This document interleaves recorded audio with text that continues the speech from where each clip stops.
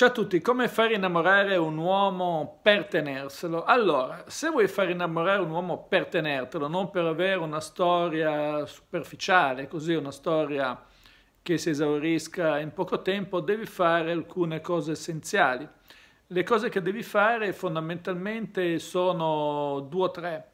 La prima cosa importante che tu devi fare è quella di renderti conto che un maschio ha, diciamo, una parte istintiva che lo spinge, almeno anche mentalmente, a vivere la sessualità. Cioè, potrebbe essere pure impotente, diciamo, ma la spinta mentale a vivere la sessualità c'è. Quindi devi subito calare un'esca sessuale, quindi devi presentarti come sessualmente appetibile nei suoi confronti, quindi devi essere morbida, sensuale, seducente, non devi essere rigida, cioè quindi usare anche un abbigliamento femminile, insomma, tutte le differenze che ci sono tra uomini e donne. Devi cercare poi di capire attraverso i discorsi, osservando la sua comunicazione non verbale, quali sono diciamo, le sue fantasie non sviluppate, non manifestate, fantasie che però possono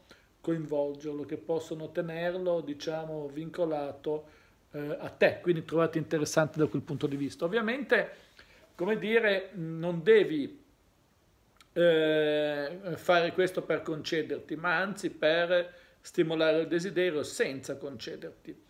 Però spingerlo, diciamo, ad avvicinarsi. Ecco, nel momento in cui lui si avvicina, devi andare oltre e capire quali sono invece i turbamenti emotivi che ha dentro, cioè emozioni compresse, siano disistima, siano senso di inadeguatezza, non sentirsi un maschio, diciamo, valido o un uomo valido, non so, per farci scarpetta, per amplificarli, perché più li amplifichi, più dai un servizio alla sua parte emotiva e questo lo spingerà, diciamo, a fare ulteriori passi verso di te.